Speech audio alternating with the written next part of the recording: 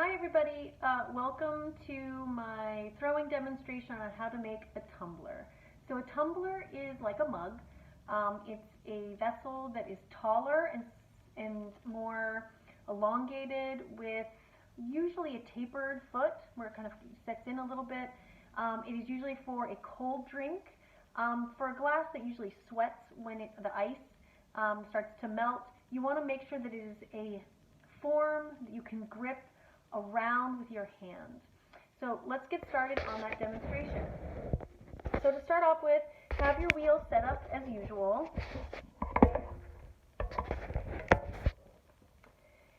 You are going to get like a nice size piece of clay, something that you would make this a little bit, a piece of ball of clay that's a little bit larger than you would use for a mug. You're going to get that nice and centered, and then using water, you are going to center your clay. And here I'm going to cone up a little bit. Sometimes I cone, sometimes I don't. Pushing the clay up to get the uncentered section to the tip, and then working way back down. I like to center my clay in this almost kind of heart shape with my thumbs resting underneath to create a nice mushroom shape. If you've watched any of my other videos, getting that nice and centered. Once I'm centered and my area is nice and clean, I'm going to open. So using my thumbs, working my way down. So I'm going to be able to center this as I'm working, making sure that you don't have an uneven opening. Make sure that you have a 1/2 inch bottom for trimming. Taking my hands like a hinge, shifting over to create that nice flat floor.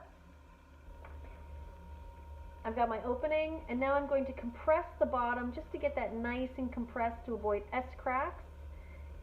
Cleaning my wheel head off. I like to throw with a sponge, so I'm getting a little bit of water around the piece, shifting my body to the right, applying pressure evenly, and working my way up the form. As I'm working my way up the form, I'm applying more water, maybe getting some of the water out from the inside, and doing another pull. As I'm doing my pulls, I want to make sure that I'm applying either the same amount of pressure with both hands or maybe a little bit more pressure with my inside hand. Because a tumbler, as I said, is taller versus wide, and we want to avoid turning this into like a bowl or a mug shape. We want to have height, right? And so for my students, they're required to make a 6-inch tumbler. And so as I'm doing these pulls, you can see I have this nice, beautiful, again, tapered bottom, upward form. Getting out my ruler, measuring how tall, and I am just about at 6 inches. And so let's say, for instance, that I've made my piece too wide, as so many students do. So watch as I start to do this. This becomes too wide for me. I don't like this. This is where you can cheat a little bit by collaring. Collaring is a helpful tool, getting your hands nice and wet.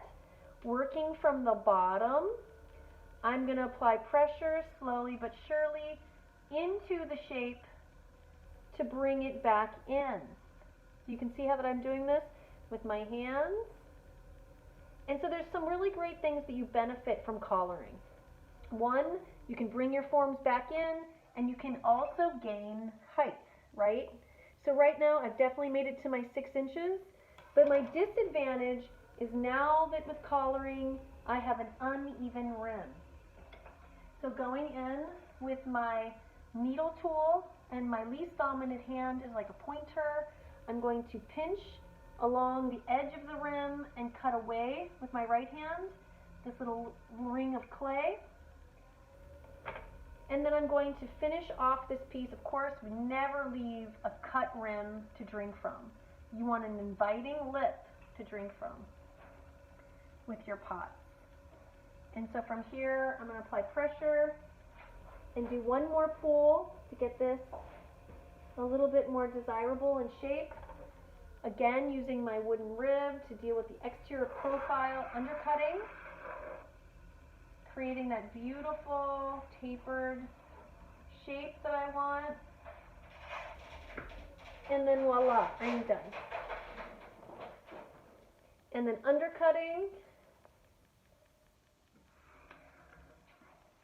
adding some water to release, and then I can create another form when I'm ready. And that, my friends, is how you throw a tumbler.